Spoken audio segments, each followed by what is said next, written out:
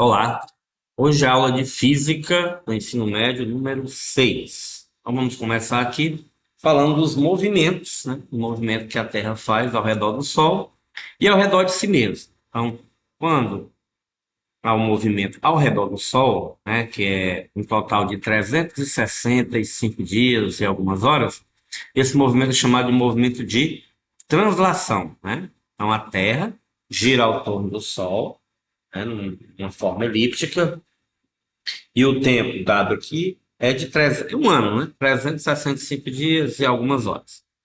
Já o movimento que a Terra faz ao redor de si mesmo, né? O movimento é de rotação. Esse movimento de rotação é que dá, né? O dia, né? Dia e noite. Então, é 24 horas. Então, o movimento de rotação é o que a Terra faz ao redor de seu próprio eixo. E veja que é um pouco inclinado. Em outras aulas, a gente já até falou sobre essa parte, né, na inclinação da Terra, promovendo aí as estações do ano. O que é o movimento de rotação e translação? Rotação, né, o sistema é rotacional e o translação seria mais um ciclo em torno de um eixo, né, mas não diretamente girando o objeto. No caso aqui, essa ola de ciclo completo, as pessoas ficam aqui nas cadeiras, né?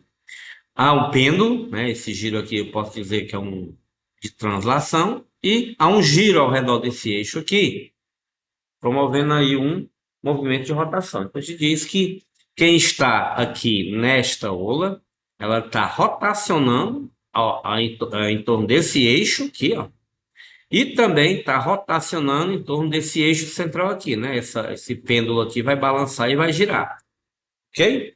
Então aqui a gente chama que essa ola tem um movimento, os movimentos dela é os dois, de translação e rotação.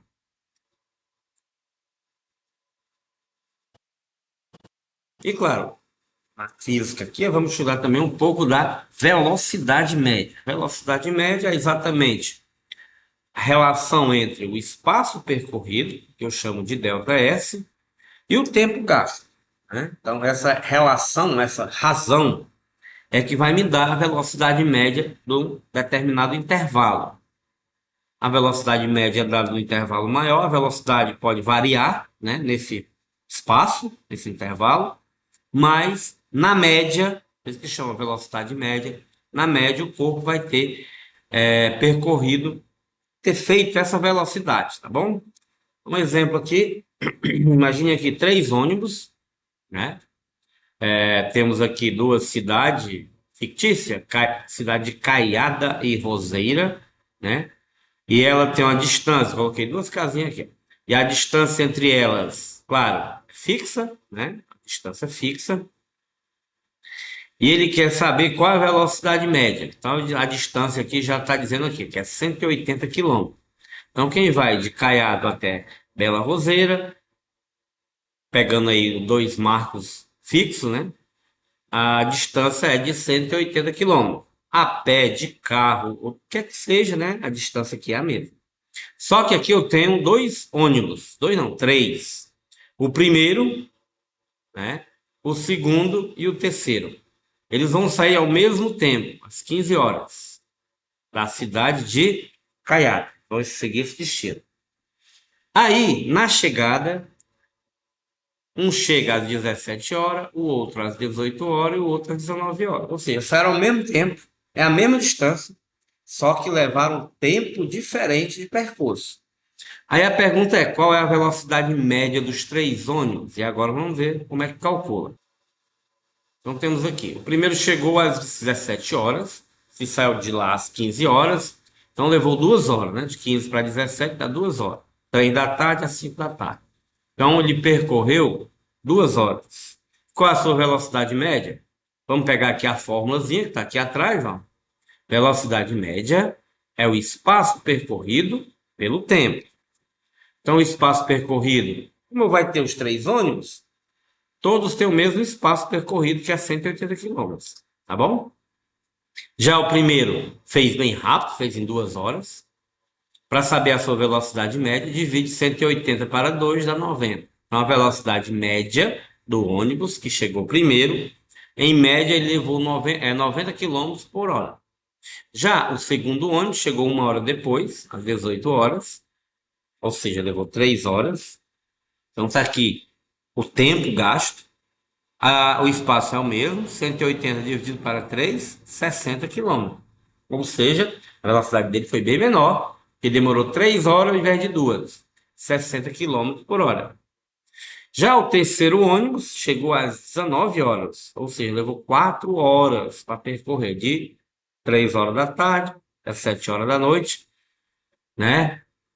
Levou aqui 4 horas. Para saber sua velocidade média, é só botar o 4 que dividir. 180 dividido para 4, 45. Quer dizer o quê? O primeiro ônibus é mais rápido que o segundo, e o segundo mais rápido que o terceiro, né? Só pelo tempo gasto. Isso que é velocidade média. E os movimentos que a gente faz, né? Que os objetos são feitos, né? São classificados de duas formas. O primeiro que eu estou colocando aqui é o de compensação. O de movimento de compensação é quando o objeto que se movimenta, ele empurra, né, no sentido contrário, o objeto onde o espaço onde ele se encontra. Esse homem aqui está caminhando, então ele empurra o chão para trás, para ir para frente, sentido contrário, né? Quem está nadando, empurra a água para trás, para ir para frente. Assim como o pássaro que está voando, ele precisa bater as asas para alçar voo, então ele empurra o ar para baixo para ir para cima. E assim por diante. Esse é o movimento de compensação. Já o movimento de transferência, ou outro tipo, é quando o movimento é transferido para um objeto que está parado. Por exemplo, o motor de um carro, a transferência aqui da força do motor é jogada aqui nesses engrenagens, as engrenagens jogam para as rodas. Então, ele faz a transferência do movimento.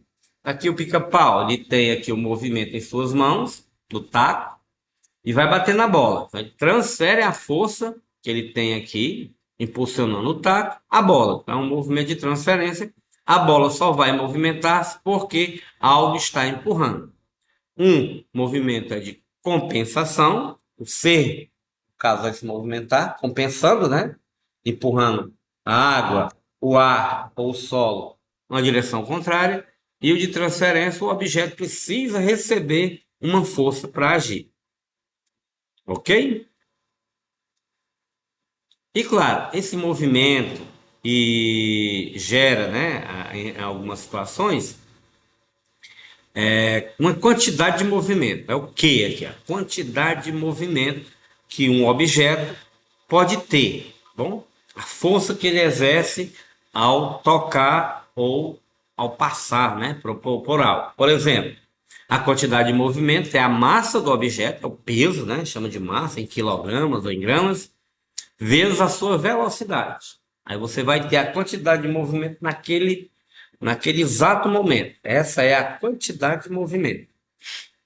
Então, a velocidade, se ela for constante, né, eu consigo calcular aí a quantidade de movimento.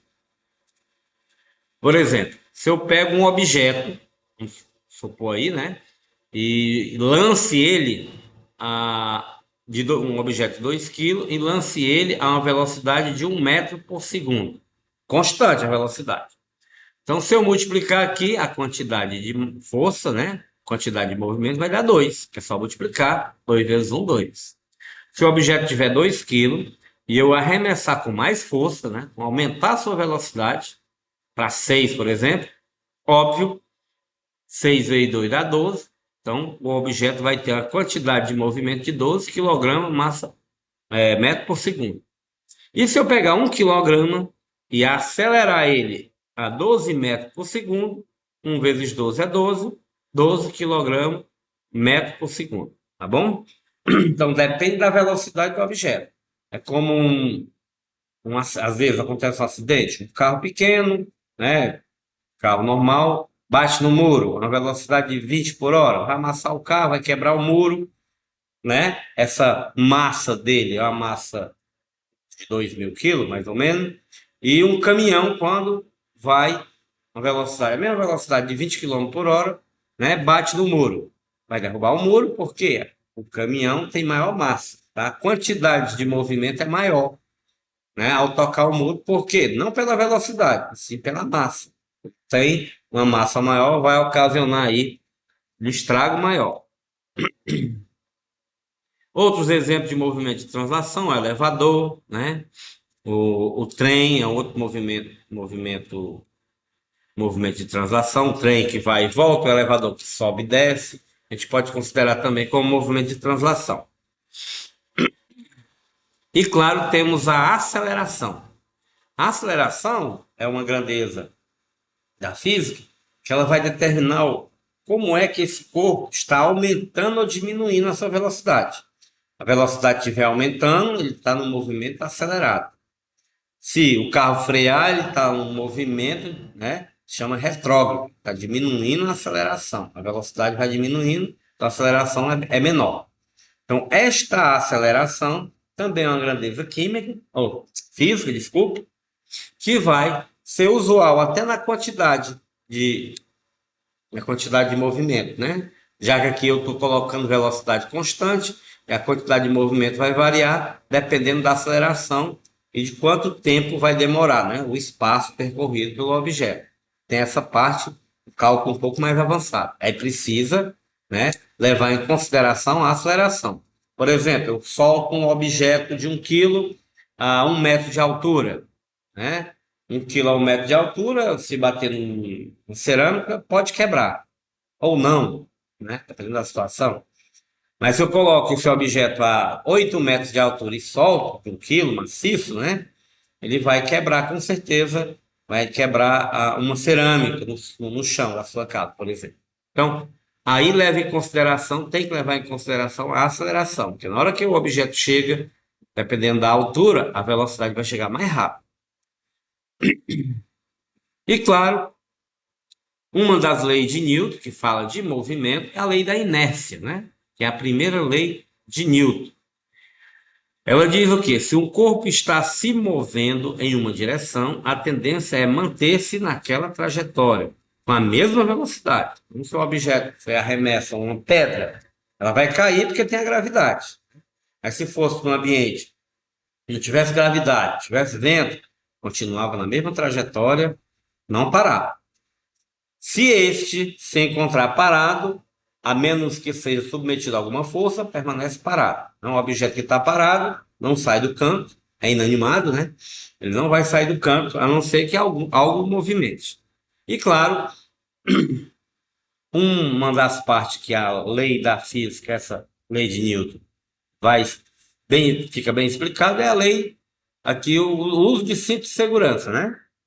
A inércia do carro, a velocidade do carro e as pessoas que estão aqui, ao acelerar, eles estão parados, né? Estão parados em relação ao carro, em relação lá fora, estão se movimentando. Se o carro freia bruscamente ou bate, colide alguma coisa, o carro para drasticamente e se você não estiver amarrado a ele, você vai continuar em movimento.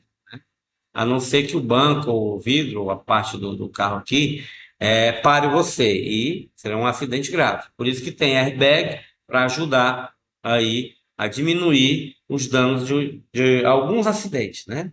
Então, o cinto de segurança é fundamental para quê? Para deixar a pessoa amarrada ao carro, que na hora que ele parar bruscamente, você está amarrado a ele, não vai continuar. E se continuar, não vai tão longe nem tão rápido, né, para frente. Então, essa é a lei da inércia aplicada no dia a dia, ok? Então, é essa aula. Boa prova.